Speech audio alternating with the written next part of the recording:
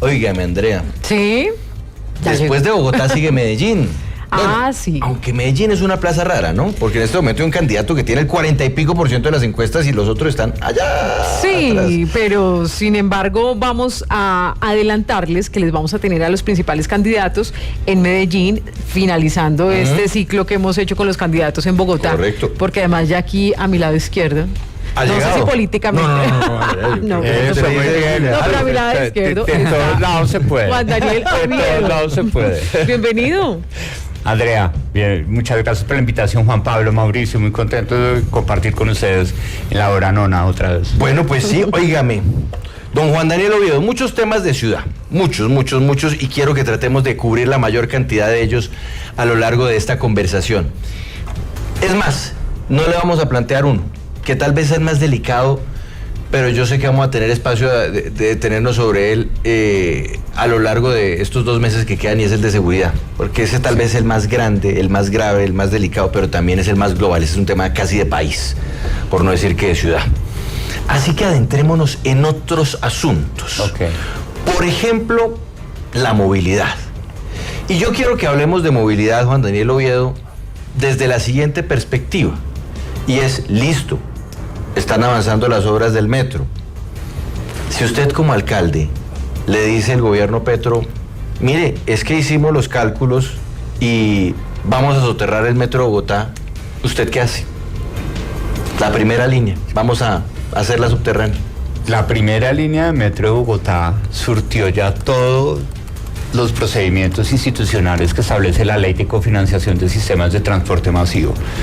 Ya tenemos las máquinas que saben hacer los pilones, ya tenemos el patio taller, ya se están definiendo los últimos detalles para la producción de vagones. Yo creo que va a ser prácticamente imposible que el interés del presidente de la República se pueda manifestar explícitamente en la modificación de este contrato. Entonces, más allá de seguir generando hipótesis sobre una posible intervención, lo que queremos invitar es a reconocer una realidad, y es que el metro ya está en obra, y con Oviedo el metro es ya. Listo, pero entonces, digamos que avanza la obra. Juan Daniel Oviedo se iría a vivir, como ahorita está viviendo en Bosa. En Bosa. Usted se iría en un futuro a vivir al pie del metro elevado, voy a decir cualquier lugar de Bogotá, en la calle 22 con Caracas. Bueno, yo vivo cerca. Vivo en la 26 con 13 y tuve la oportunidad el sábado pasado de recorrer en 9 horas 45 minutos todas las estaciones de la primera línea de metro de Bogotá. Y lo que necesitamos es dejar de quedarnos en lo feo y abandonado que está todo ese trayecto y avanzar rápidamente en los próximos 4 años en preparar a la ciudad con renovación urbana y recuperación de zonas deprimidas como la de la 20 con Caracas, para que podamos, cuando ya esté el metro funcionando, tener una ciudad que reciba el metro y que integre ese sistema de movilidad con el urbanismo y con otros sistemas de movilidad. Pero usted no le da miedo, y ya sé que Andrea y Mauricio van a listar sus preguntas también, don Andrés, por allá, pero ¿a usted no le da miedo que el metro de Bogotá se convierta en una cloaca de kilómetros, en una olla de kilómetros, en un baño de kilómetros? Porque es que basta con recorrer el centro de Medellín y usted camina del Parque Berrío un poquito hacia el norte, pero bueno, y se encuentra con un sector del terror. En Medellín no hay autoridad. Cuando nosotros estamos viendo que tenemos la hipótesis de que todo va a quedar mal, es porque estamos desconociendo la posibilidad de que haya una autoridad y una visión urbanística por parte del alcalde. Lo que nosotros proponemos es que nos den la oportunidad, y así va a ser, de que la primera línea de metro elevada va a ser una línea que va a mejorar la calidad de vida de todas las personas que viven en sus alrededores, que está diseñada para no generar esas zonas deprimidas, y al contrario, lo que necesitamos es trabajar con los vecinos de todas las obras para que la ciudad mejore en su aspecto, para preparar la llegada de la primera línea de metro de Bogotá. Es decir, ¿usted estaría en contra de lo que dice Juan Ruiz aquí en el chat, que dice el metro elevado va a desvalorizar las casas que queden cerca? Yo creo que no, al contrario. Uno de los elementos básicos de la implementación de la primera línea de Metro Bogotá es que la empresa Metro Bogotá va a ser un gestor inmobiliario que va en cada una de las estaciones a desarrollar cuasi centros comerciales en donde vamos a tener oficinas de todas las ramas administrativas del distrito, establecimientos de comercio formal, y vamos a mejorar y a darle transparencia a ese espacio de convivencia que son todas las estaciones de la primera línea de Metro de Bogotá. Entonces yo creo que aquí hay que reconocer que la ciudad y la nación cumplieron todos los propósitos para respetar lo que queremos que sea Bogotá y sobre todo para proveer una solución que se ha aplazado durante más de 70 años en la ciudad. Bueno, aquí hay dos temas, ¿no? Movilidad, pero también hay un tema social. Y yo me voy a ir por ese tema social porque están preguntando mucho acerca de su traslado a Bosa, con unos comentarios que a veces no son tan suaves, ¿no? Usted sabe, pero le traslado también quienes Payaso, le cuestionen. de payaso, no, pues le dice todo, Ángela María Gómez. ¿Usted le va bien con los comentarios? ¿Se lo toma con calma? Ya, sí, Sí. obvio. Hay Bien. que aprender a reírse de uno mismo, sobre todo porque hay que ser ejemplo de que en Bogotá no puede haber conversaciones vetadas. Todos esos ataques, lo que están diciendo en el fondo es que los ricos y las personas menos favorecidas no podemos tener conversaciones directas en la ciudad, lo cual es un exabrupto porque necesitamos reconocer que el principio a partir del cual se ha construido históricamente Bogotá es el principio de la diversidad que une y que permite conversaciones. Pero es una y no ciudad otro ultra tipo de- segregada. Uy, muchísimo. Ultra segregada. O sea, eso sí, Muchísimo. usted que está en Bosa lo debe saber ahora más que nunca. Bosa, desde el índice de segregación socioespacial que estudia la Secretaría de Planeación y que muchos investigadores de la Universidad de Externado calculan, Bosa es la segunda localidad más segregada socioespacialmente de Bogotá después de Ciudad Bolívar. Pues mire, a propósito de eso, entonces le leo un comentario y ya le pregunto. Ese. Ángela María Gómez dice, pregunta para Oviedo, ¿sí pudo intuir cómo es ser pobre en su bufonesco remedio yéndose a vivir en Bosa? Y usted tiene claro todo el tema de la población, porque además usted viene de ser director del DANE. ¿Qué le puede responder a esta oyente? Pero además, ¿qué ha analizado en su estancia en Bosa y cómo entender la segregación a la que hacía referencia Juan Pablo, que es tan marcada en la capital del país? Bueno, pues yo creo que ese es el símbolo, ¿no? El hecho que se hable de bufonesco remedio de una decisión que estoy tomando de forma autónoma, con un interés muy importante de conocer mejor Bogotá. Es decir, entender de primera mano que hoy, en Bosa, que es la cuarta localidad más pobre de Bogotá, pero al mismo tiempo tengamos una economía y un nodo económico dentro de la informalidad muy potente, esas personas que están en la informalidad están sufriendo de extorsión por parte de las bandas criminales, que las personas que madrugan a las 4:30 de la mañana al frente de mi calle caminan con miedo porque hay una banda con un bate, le da a la persona en la espalda para quitarle el celular y las cosas de la maleta. Pues para mí vivir de primera mano eso no es bufonesco, al contrario, transmite una sensibilidad para que verdaderamente nos convenzamos de que Bogotá necesita líderes que resuelvan los problemas de las personas y que los problemas tienen cara y lugar y que no podemos estar de lejos pensando que la candidatura a la alcaldía de Bogotá es una candidatura de élites con una superioridad intelectual o ideológica de saber qué es lo bueno y qué es lo malo para Bogotá. Necesitamos conocer de primera mano esto y precisamente es tan científico que yo, una persona con doctorado, profesor universitario, investigador, con conocimiento de lo que sucede en la economía informal, pues tengo la capacidad de irme a vivir allá para observar y conocer cómo la dinámica económica de Bogotá va a cambiar a partir de 2028, cuando la primera línea de Metro de Bogotá ponga a esa localidad y a más de 753.000 personas en menos de 27 minutos al principal centro financiero y económico del país, que es la 72 con Caracas. Bien, usted nos hace este diagnóstico, pero también las personas que están escuchando es, ¿qué me propone a mí? Por ejemplo, para el tema del empleo, ¿qué propone para Bogotá y específicamente para esas zonas también con muchas dificultades para encontrar trabajo? Bueno, lo que nosotros proponemos específicamente, por ejemplo, en todo el clúster comercial que tiene la localidad de Bosa en los alrededores de mi barrio, que es el barrio Brasilia, segundo sector, es que verdaderamente esas personas sí son las que están en la informalidad porque están buscando una oportunidad de negocio y consideran que es más rentable para ellos ser invisibles que ser visibles frente a la autoridad tributaria y la administración distrital. Por consiguiente, nosotros tenemos un plan de formalización de 1.092.000 micronegocios que están en Bogotá, donde queremos a aquellos que tienen una vocación de emprendimiento y vocación de negocio, les queremos dar asistencia técnica, tecnológica,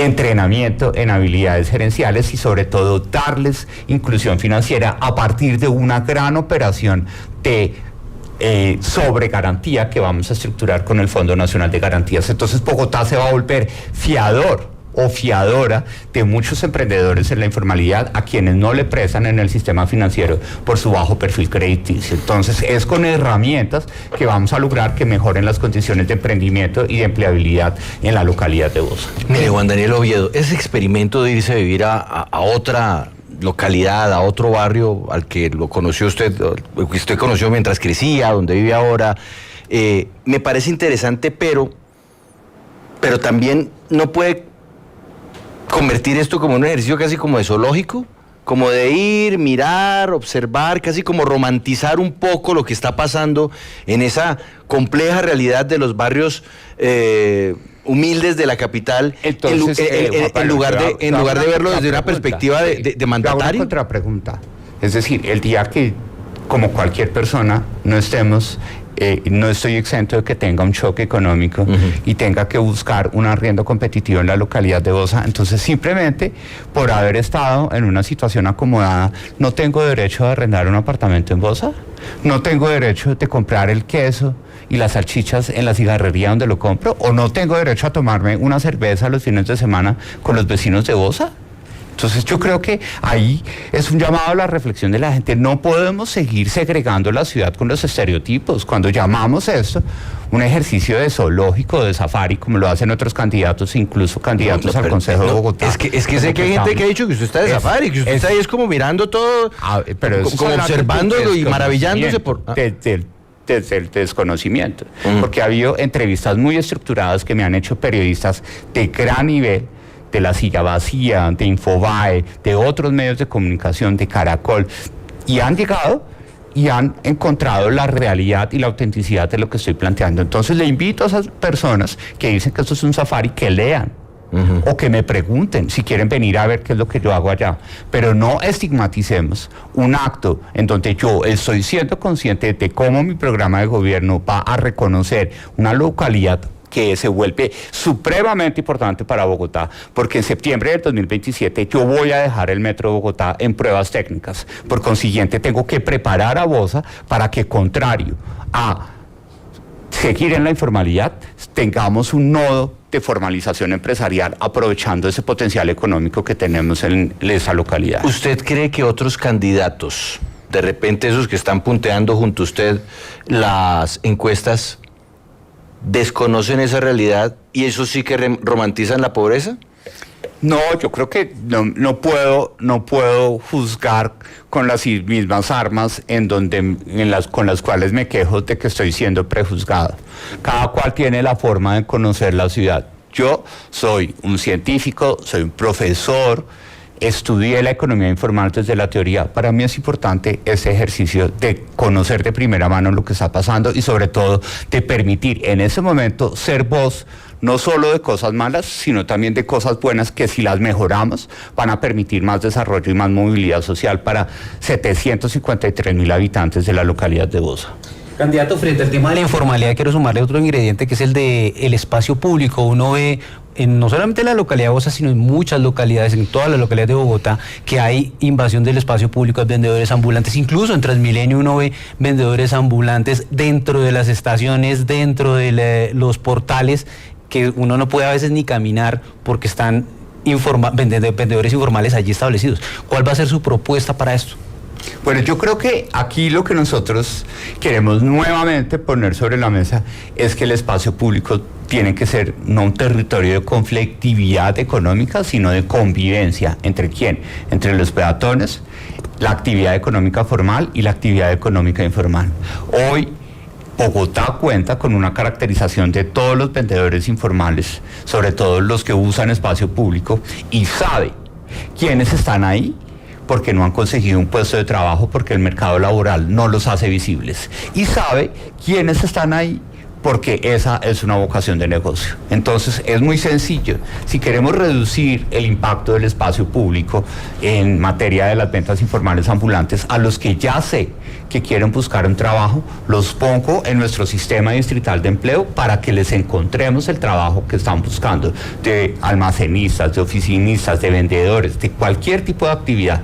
Y eso es muy simple, es preguntarle a la persona para qué es buena, qué quiere hacer y qué trabajo tenía antes, y empezar con el sector empresarial a identificar el posicionamiento laboral de esas personas. Eso es el 40% de los vendedores informales ambulantes. Para el otro 60%, si somos exitosos en esta primera medida, ya vamos a reducir el uso del espacio público en un 40%. Y para el otro 60%, les digo, les doy habilidades de emprendimiento gerenciales, les doy acceso a financiamiento, y nuestro compromiso es que vamos a empezar a definir una forma colaborativa de cotizar a pensión.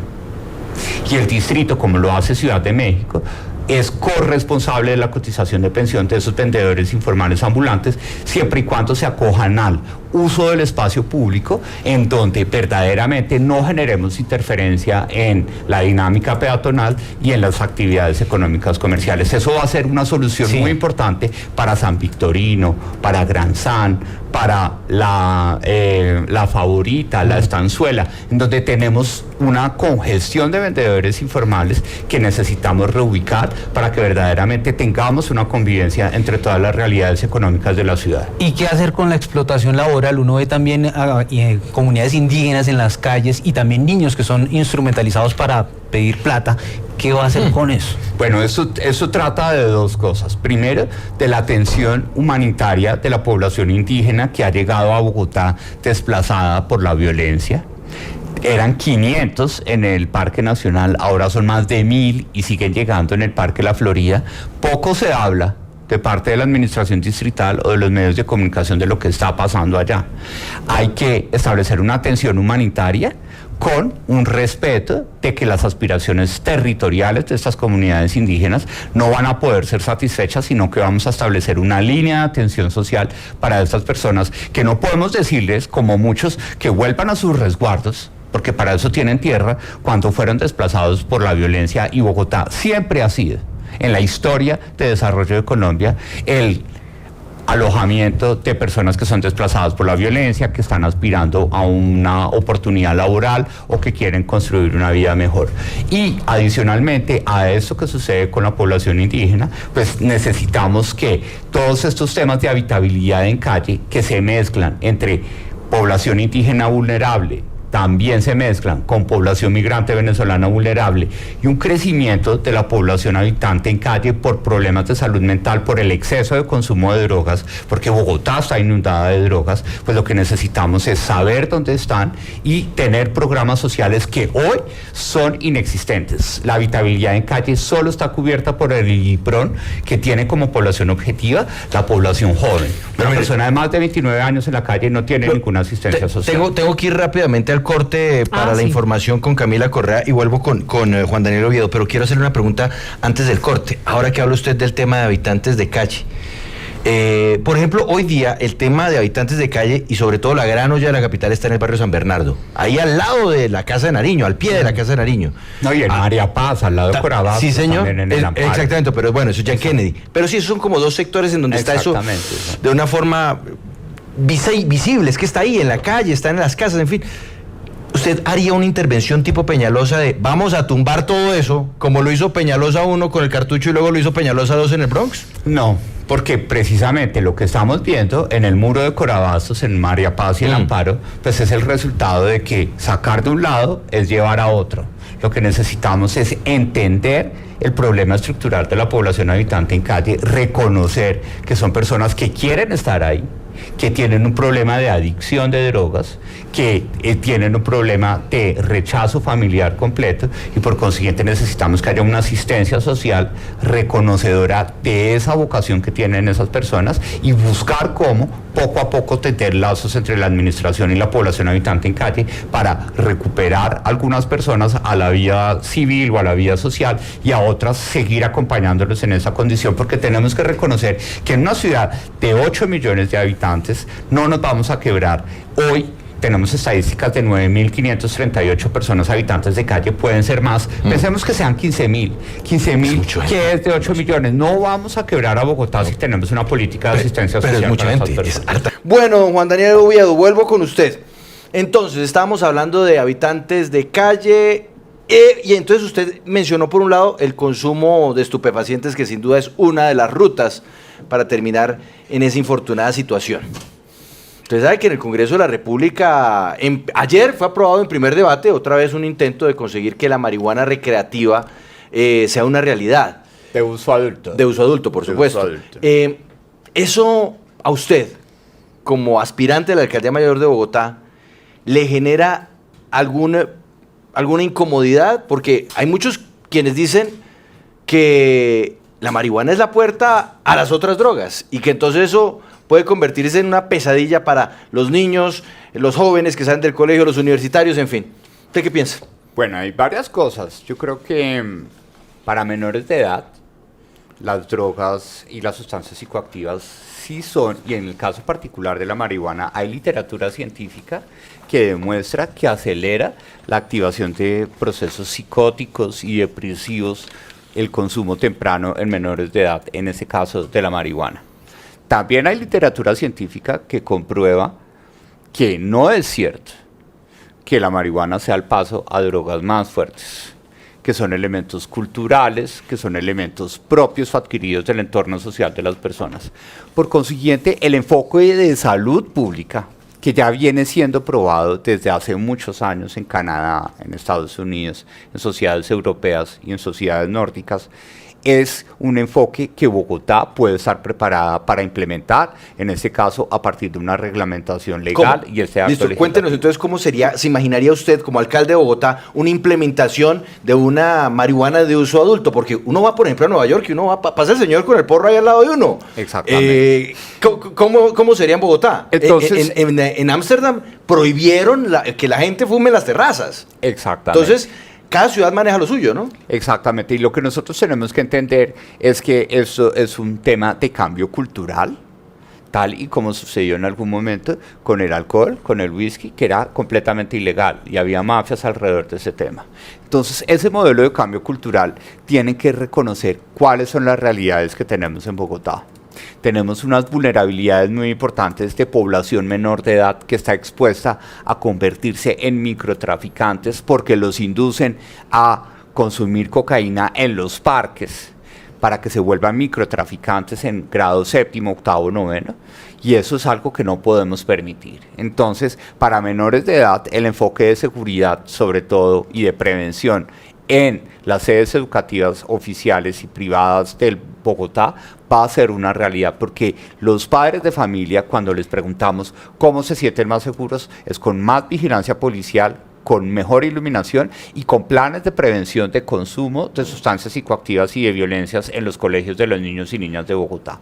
Y para uso adulto, pues hay que poner sobre la mesa unos elementos en donde cómo Bogotá va a evolucionar en el disfrute, si el acto legislativo así lo permite, para que las personas adultas puedan utilizar la marihuana para usos recreativos. ¿Por qué? Porque tenemos que recordar que Bogotá, el 60% o más de las personas viven en apartamentos. No tenemos una ley de propiedad horizontal, tenemos códigos de convivencia que regulan también ese comportamiento, y es clave que el alcalde se ponga a la tarea de establecer cuáles van a ser las condiciones de convivencia para que eso suceda sin afectar, por ejemplo, el comercio. Los comerciantes del Gran San y de San Victorino dicen: no tenemos ningún problema con el consumo de marihuana, pero que no lo hagan en los andenes del comercio, porque hay personas que se sienten maltratadas en el uso de su ciudad simplemente porque no toleran el humo de la marihuana, así como hay personas que no toleran el humo de cigarrillo. O sea, usted dice, toca regularlo como ciudad. Entonces y toca definir regularlo espacios, pero como ciudad. entonces, no sé, Y ¿el además, parque para los fumadores? ¿O y qué? además debemos fortalecer el enfoque de salud pública para que nosotros tengamos infraestructura deportiva en todas las localidades y espectáculos y infraestructura de espectáculos culturales también en todas las localidades de Bogotá, porque es mi caso. En Bogotá hay un festival que se llama Slam al Parque. ¿Sí? Slam al Parque. En Bogotá, a las personas, sobre todo menores de edad, que consumen marihuana, ¿cómo los denominan? Coletos. ¿Sí? Entonces, es un festival urbano que se hace en La Hoja, en el que el distrito ahí sí no apoya en nada.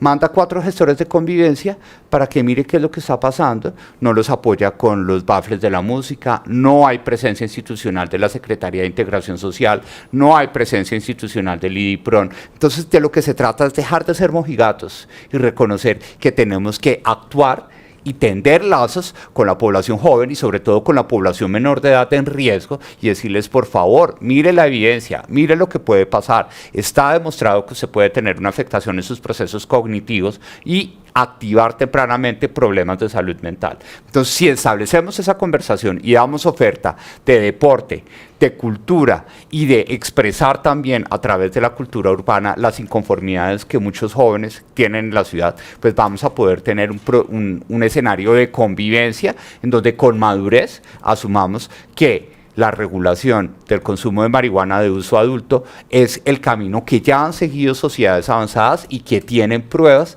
y balances positivos de su implementación. Sí. Juan Daniel Oviedo, quiero retomar el día a día de muchas personas en la localidad de Bosa y en otras localidades de Bogotá, y es que tienen que madrugar muchísimo para esperar un transporte que muchas veces no llega y después entonces llegan las protestas y Transmilenio y los trancones. Ese tema de movilidad más allá del metro, que bueno, ya usted nos hizo claridad sobre el futuro del metro, pero ¿qué haría usted por el día a día de los ciudadanos que sufren el transporte en Bogotá? ¿Qué les propone? Bueno, yo creo que se requiere también proyectar hacia la movilidad la autoridad, ¿sí? Y necesitamos que los gestores de movilidad nos ayuden a organizar y a poner orden en la gestión de movilidad de la ciudad. ¿Cómo? Es decir, quisiéramos tener ahí sí más oportunidades de vinculación de gestores de movilidad para que estén, por ejemplo, aquí abajo, en la 67, en donde más adelante de Caracol todo el mundo acostumbra a parquear en la vía, ¿sí? Y eso no podemos normalizarlo, debería ser una persona con una sanción pedagógica, con un incentivo a decir, por favor, garanticen que eso suceda. Segundo, queremos que Bogotá sea 24 horas. Las operaciones de carga y descarga de supermercados, ahora que tenemos tiendas de descuento duro en casi todos los barrios de Bogotá, están afectando la movilidad, porque los camiones que distribuyen esos pequeños supermercados llegan a las 10 de la mañana o a las 11 de la mañana y se parquean y están 2 horas parqueados. Claro, pero eso afectando la estaría movilidad. con la reforma laboral, porque entonces, Entonces- la hora nocturna, ¿quién la va a pagar? ¿La alcaldía? Entonces ahí sí nosotros vamos a sacar el bolsillo porque Bogotá tiene que aprender a no solo pedir, sino también a dar. Y si queremos ser contrapesos y la reforma laboral es una realidad, vamos a trabajar en un mecanismo de incentivos fiscales para compensar el pago de horas extras en el funcionamiento de Bogotá 24 horas. ¿Ah, sí? ¿Sí? Pero ¿y cómo? ¿Cómo? pero Exacto, explíquenos de dónde esa va a receta- sacar, sí. Sí, esa receta la necesitamos, ¿cómo? Bueno, lo que nosotros queremos es que entendamos que Bogotá no puede pasar 24 horas simplemente por un decreto o por un acuerdo del Consejo, que incluso ya existe.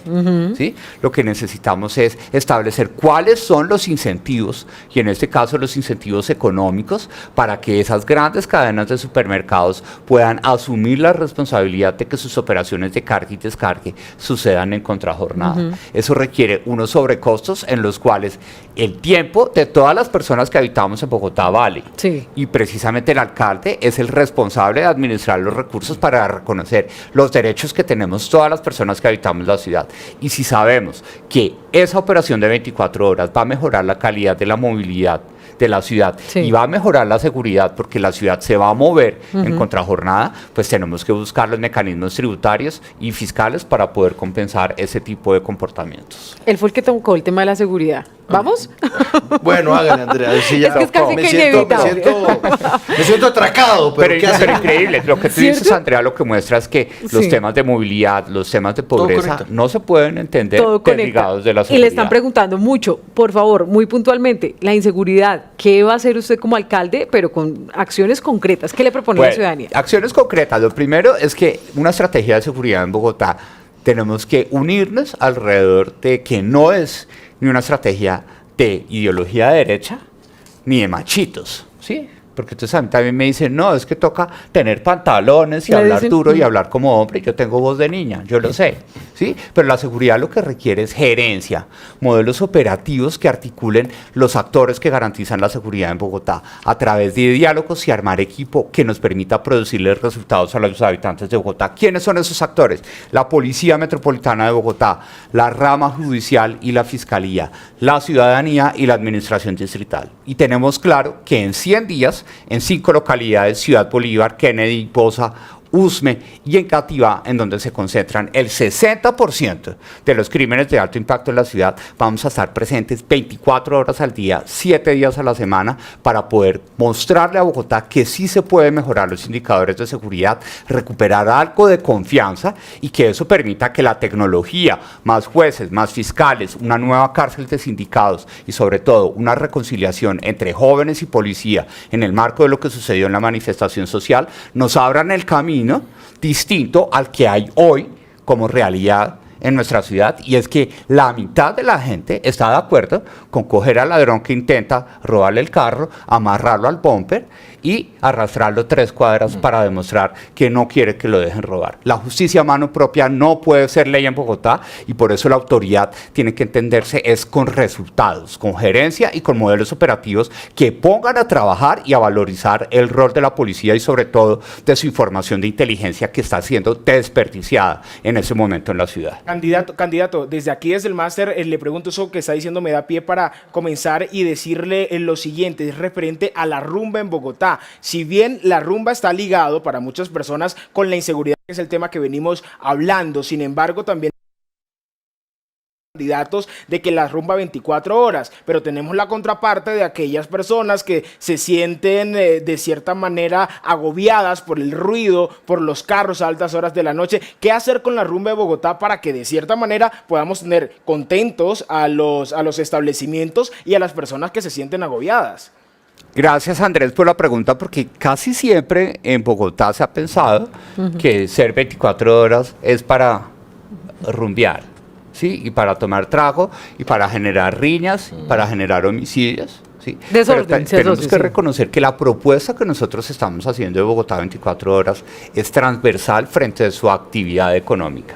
Y tenemos que identificar en qué zonas de la ciudad que no tengan cercanía importante con zonas residenciales, es decir, en Modelia va a ser difícil que tengamos rumba 24 horas, ¿sí? Porque la zona de rumba de Modelia, a una cuadra que termina, ya tenemos son las zonas casas, residenciales, y tenemos vecinos que debemos respetar sus derechos residenciales.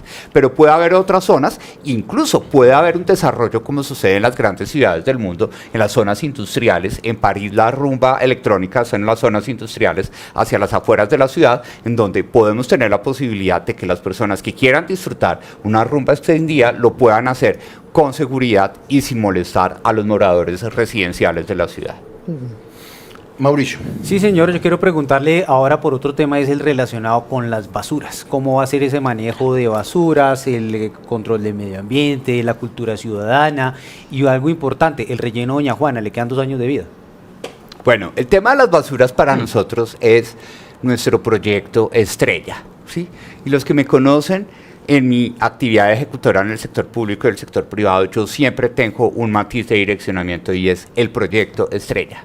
Lo de basuras no puede seguir siendo carreta de echarle culpas al pasado, sino que hoy la ciudad está sucia, ¿sí? Pero eso es la punta del iceberg de un elemento crítico, y es que en la base, en la fuente, no estamos siendo juiciosos con la separación en la fuente en los hogares en la ciudad. Entonces, es un tema de cultura ciudadana, pero la cultura ciudadana no la voy a exigir con este desorden que tenemos en la ciudad.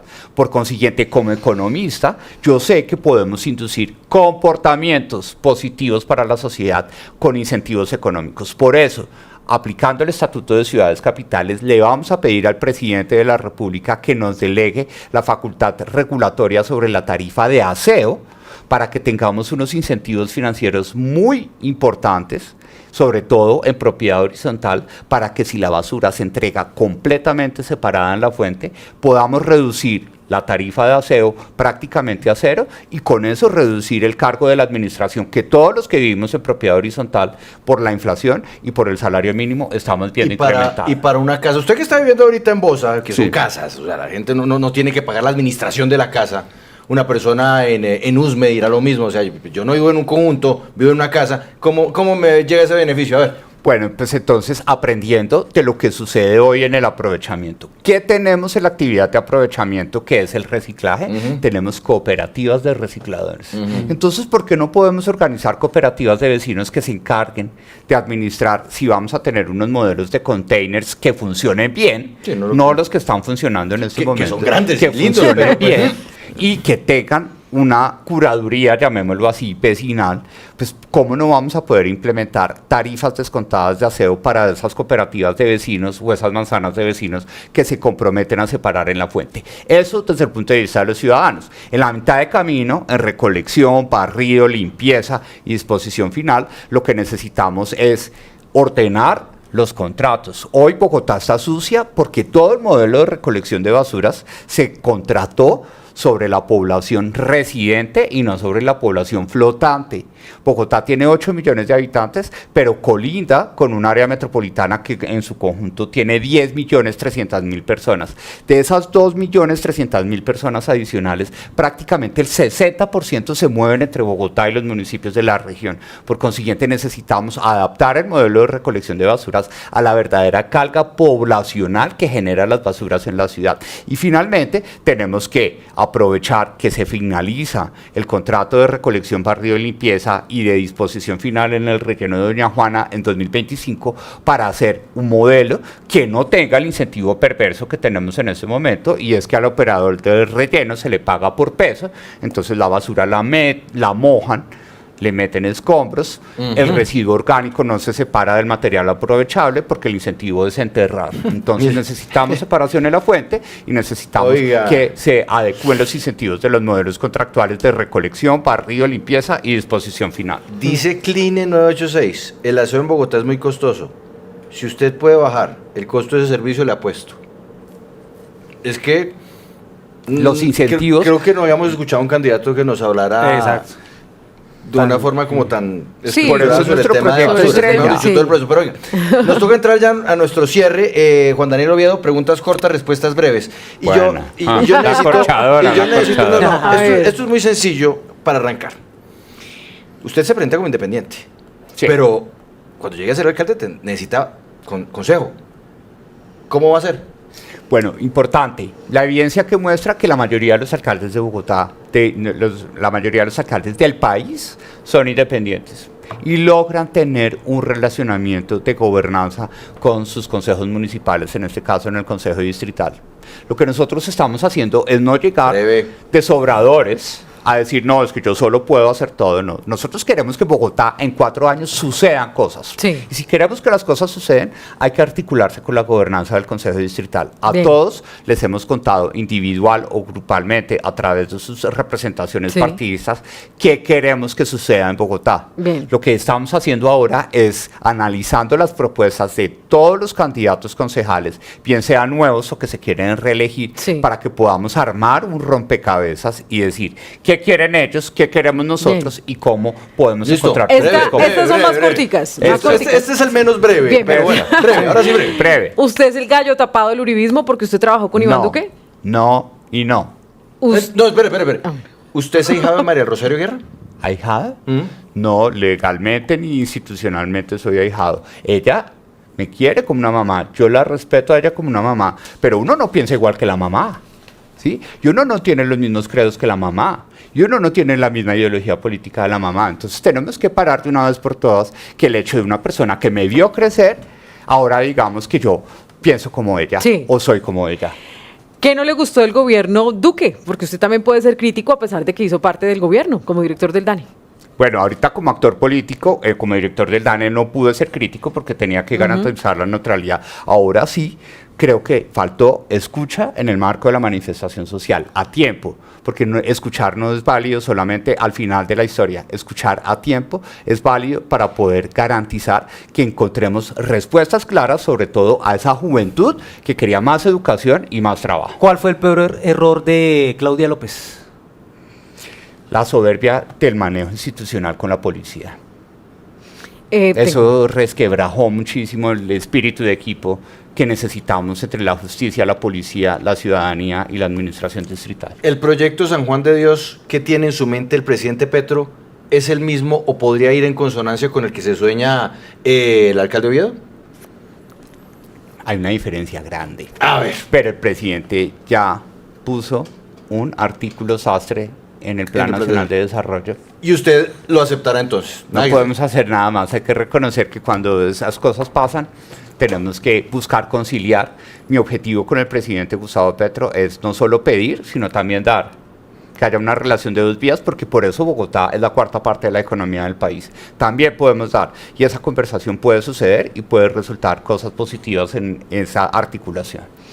¿Usted quiere imponer una ideología de género, como algunas personas están escribiendo en el chat, que le pregunte por el hecho de que usted diga hay que defender los derechos de todos y no atacarlos, sino comprendernos? Pero hay quienes se van al otro extremo. ¿Usted quiere hacerlo para Bogotá o no? No, incluso a mí me dicen, ay sí, usted es gay, sí, nos cae bien, pero no sea tan gay, no sea tan gay en la política. ¿Sí?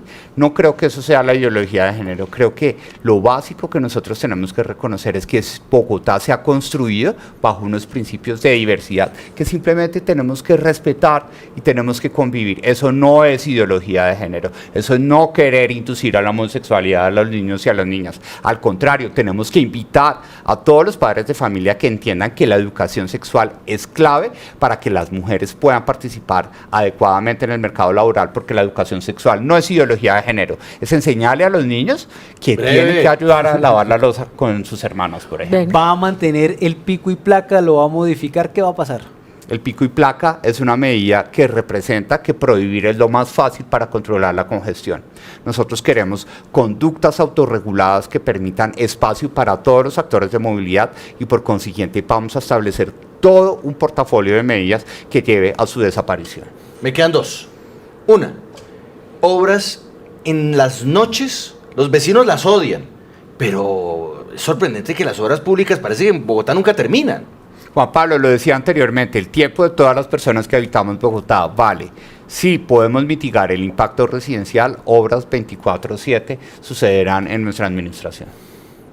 Si a usted lo ponen a escoger entre el presidente Uribe y el presidente Petro, ¿a cuál escoge? Yo no quiero seguir hablando de ese tema porque me parece que es seguir llevando a polarizaciones que confunden a la gente y sobre todo yo soy interesado de que los jóvenes entiendan que aquí hay una oportunidad de reconocer el presente y encontrar soluciones para un futuro mejor para la sociedad. Entonces le cambio la pregunta.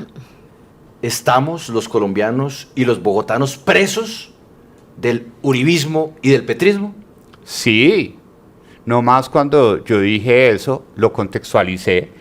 Hubo una periodista que interpretó una entrevista que hice en otro medio de comunicación en donde nunca dije que yo sentía tranquilidad institucional en el gobierno Uribe, y ese tweet lo miraron 1.500.000 personas y generó ataques de odio de principales periodistas y de principales actores políticos cuando yo nunca dije eso.